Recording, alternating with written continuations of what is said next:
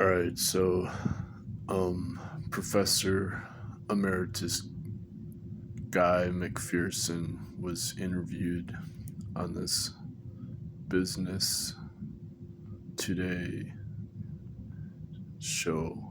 I don't know if it's an internet show or I think it's out of maybe South Africa or something. I don't know. And so I was reading through the comments, and most, probably like 3/4 of the comments were dismissive of his claims. Most people just dismissed him as crazy or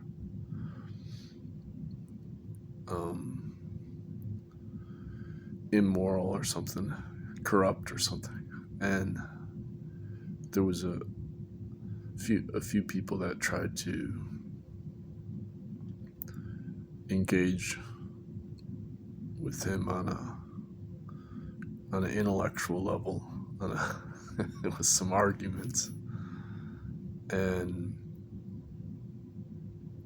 this is about abrupt global warming and the aerosol masking effect and the near-term human extinction, the biological annihilation of life on Earth.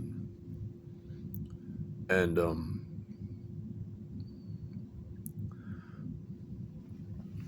so then I discovered there's this new article in Physics Today on the thermodynamics of global warming.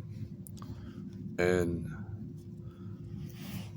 Physics Today was where Raymond Pierre Humbert had his featured article in 2011 on the quantum physics of global warming. That's what I call his article. But this thermodynamics article was emphasizing how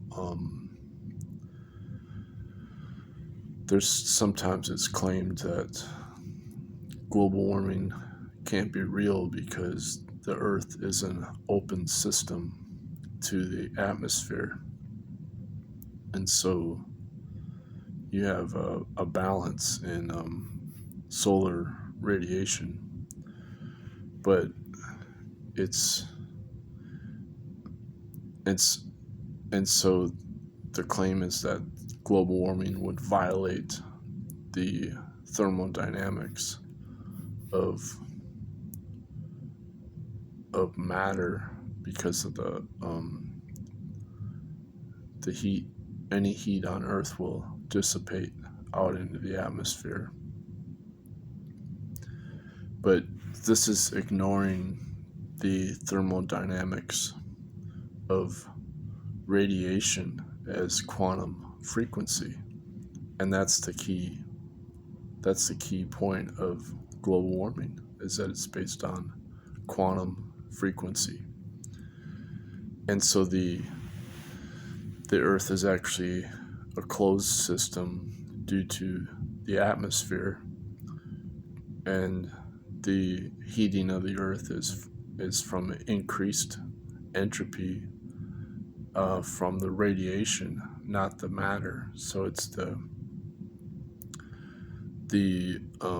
CO2 is the driving force of an increase in infrared radiation in the atmosphere. And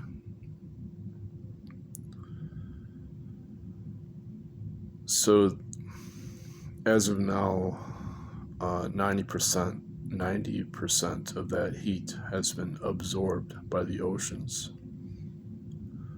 And that's another key factor of global warming, is that heat will then dissipate out of the oceans over a 40-year period. So there's a delay over 40 years, and half of the global warming emissions have been in the last 40 years for all of modern human civilization, since the rate keeps increasing. So that this corroborates the claim, the focus that I'll be making in my third book in my series, is that the Broglie-Einstein relation is based on the frequency of the energy from quantum physics. And so, as Roger Penrose emphasizes, the negative entropy or negentropy is actually the source of the solar radiation from the curvature of space-time as gravitational potential. And it's actually dark energy due to negative frequency. So the de Broglie law of phase harmony is based on the frequency of the energy. So when the frequency is higher, then the information is also higher because there's less entropy. Since the energy is based on the coherent light as information. So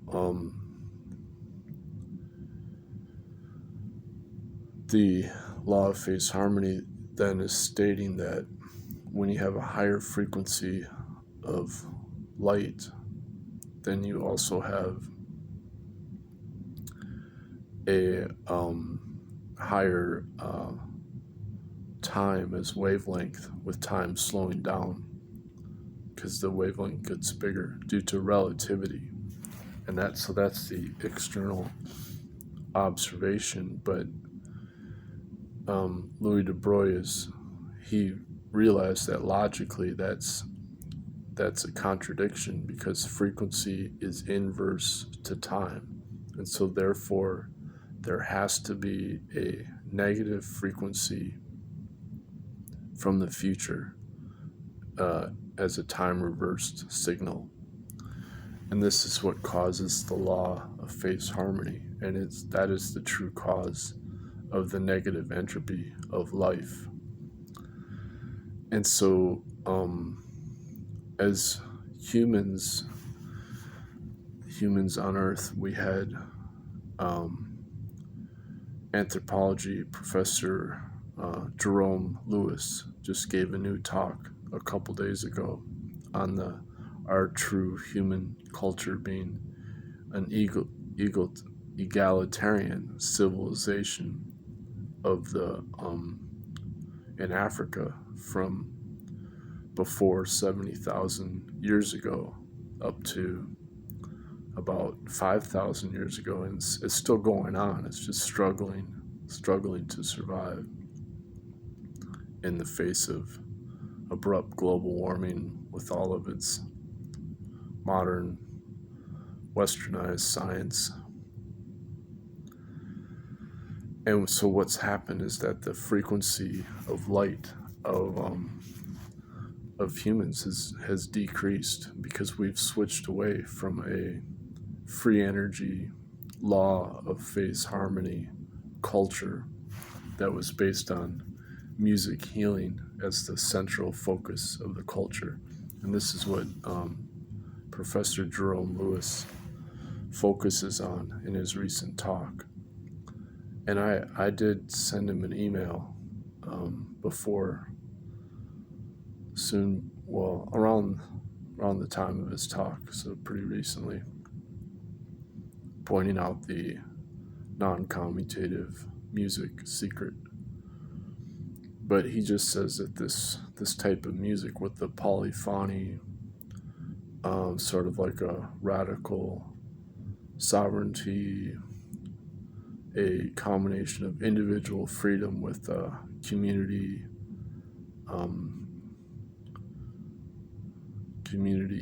egalitarianism. So it's basically it's sort of like Noam Chomsky's libertarian socialism, but in music form. He's pointing out that the music practice of this free improvisational polyphony is with the yodeling and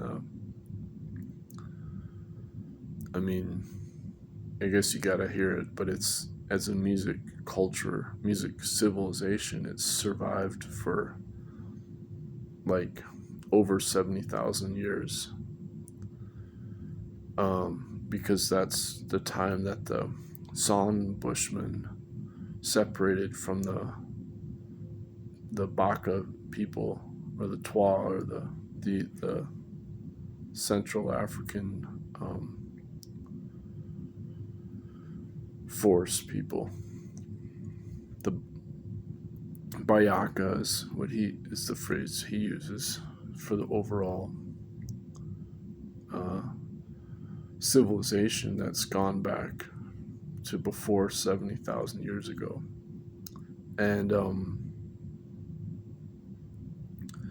so it just proves that our current technological so-called advancement, it's actually based on a lower frequency of consciousness, because we're relying on the mitochondrial source of energy from food as a red frequency shift, versus using singing and dancing and meditation as a direct energy consciousness. That's a blue energy. That's the energy of our soul. And it's only when our soul is activated through the heart that we can maintain this egalitarian culture based on the unconditional love of the universe as the law of phase harmony. So this is the secret of the ecological crisis, and it's explained by the thermodynamics from the frequency of radiation of light on Earth. And so that's how I'm gonna leave this as my part 2 of my book 3 summary or investigation. And I'll give a link to that Physics Today 2022 article, and also a link to the Jerome Lewis talk from a few days ago that I listened to yesterday. And he's given several talks. He gave another talk focused on music a few years ago. Yeah, he's given some amazing talks on the Radical Anthropology channel. And so it's only when you have this relativistic quantum analysis that Roger Penrose does, along with like Basil J. Hiley, in terms of non-locality and non-commutativity, that then you're able to understand the truth of our ancient culture, original human culture. And this is why I call it ancient advanced acoustic alchemy. And I cite that blue and red light shift difference. I cite that in my article on the blue light of blues music. The blue light of blues music. And that should be in my ancient advanced acoustic alchemy book. That's free online. So thanks for your time and